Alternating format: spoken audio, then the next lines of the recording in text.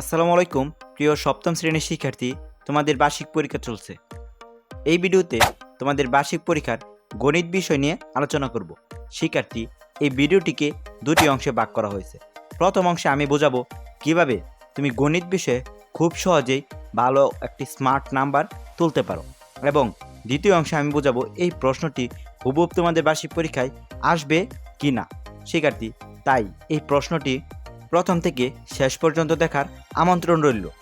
শিক্ষার্থী, তোমরা অনেকেই ভিডিও দেখো কিন্তু চ্যানেলটি সাবস্ক্রাইব করতে ভুলে যাও, তাই এখনই মূল্যায়ন একাডেমি চ্যানেলটি সাবস্ক্রাইব করে পাশে থাকা বেল আইকনটি বাজিয়ে দিও। শিক্ষার্থী, আরেকটি কথা, তোমরা ভিডিওতে একটি লাইক দিয়ে দিও।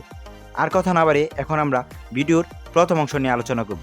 শিক্ষার্থী, ভিডিওটির প্রথম অংশে অর্থাৎ প্রশ্নের প্রথম অংশে তুমি পাবে ক বিভাগ। এখানে তোমার এমসিকিউ এবং এক কথায় প্রকাশ মিলিয়ে তোমাকে 25 মার্ক দেওয়া হবে।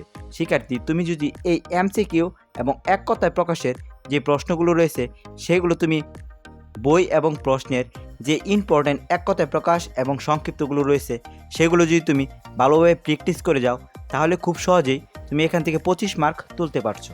তার পরবর্তীতে শিক্ষার্থী রয়েছে সংক্ষিপ্ত প্রশ্ন। এখান থেকে 13টি প্রশ্নের উত্তর লেখা লাগবে। প্রতিটি প্রশ্নের জন্য তুমি 2 মার্ক করে পাবে। অর্থাৎ এই সংক্ষিপ্ত প্রশ্নের মধ্যে তোমার নাম্বার রয়েছে 26। এখান থেকে যদি তুমি 25 ক বিভাগ থেকে এবং এখান থেকে খ বিভাগের এখান থেকে যদি তুমি 25 মার্ক তুলতে পারো, তাহলে তোমার নাম্বার আসছে 50+। শিক্ষার্থী, এই দুটি থেকে নাম্বার তোলা খুব কঠিন নয়। তুমি যদি একটু পরিশ্রম করো, খুব সহজে এই নাম্বারগুলো তুলতে পারবে। তার পরবর্তীতে যেই দৃশ্যপট নির্ভর প্রশ্ন রয়েছে সেগুলো যদি তুমি মনে করো অনেক কঠিন, এখান থেকে মোট 10টি প্রশ্ন থাকবে।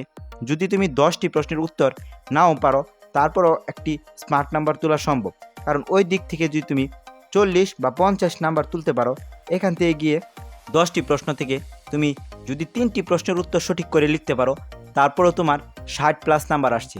এবং তোমরা যারা A+-এর চিন্তা করছো, তারা ওই দিক থেকে অর্থাৎ ক এবং খর সংক্ষিপ্ত থেকে যদি তুমি 40+ তুলতে পারো, আর এখান থেকে গিয়ে যদি তুমি 5টি প্রশ্নের উত্তর দিতে পারো, 5 × 7 = 35, অর্থাৎ তোমার A+ চলেই আসে।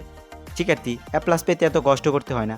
একটু টেকনিক খাটিয়ে তুমি খুব সহজে এখান থেকে 5টি প্রশ্নের উত্তর লিখতে পারবে। শিক্ষার্থী, আশা করছি টেকনিকটি বুঝতে পেরেছো। অর্থাৎ ক বিভাগ এবং খ বিভাগের পূর্ণ নাম্বার তোমাকে পেতে হবে। এখান থেকে পূর্ণ নাম্বার পাওয়া অনেক বেশি কঠিন নয়, এবং তার পরবর্তীতে সংক্ষিপ্ত থেকে ভালো একটি নাম্বার তুলতে পারলেই তোমার বার্ষিক পরীক্ষায় খুব ভালো একটি নাম্বার চলে আসবে, অর্থাৎ 50-এর কাছাকাছি চলে আসবে। তুমি দৃশ্যপট নির্ভরে গিয়ে যে কয়েকটির উত্তর দিতে পারো, সেটি থেকে তোমার নাম্বার আরও বাড়বে। শিক্ষার্থী, আশা করছি এই বিষয়টি বুঝতে পেরেছো।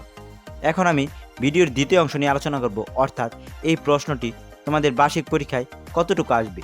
শিক্ষার্থী, এই প্রশ্নটি তোমাদের বার্ষিক পরীক্ষায় হুবহুব নাও আসতে পারে, তবে এই প্রশ্ন থেকে তুমি 50% বা 60% কমন পাবে। তাই শিক্ষার্থী, এই প্রশ্নটি খুব ভালোভাবে প্র্যাকটিস করে যাও।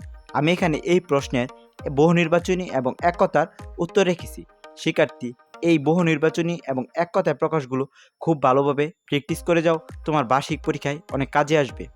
তোমার বার্ষিক পরীক্ষার জন্য শুভকামনা জানিয়ে ভিডিওটি এখানে শেষ করছি। আল্লাহ হাফেজ।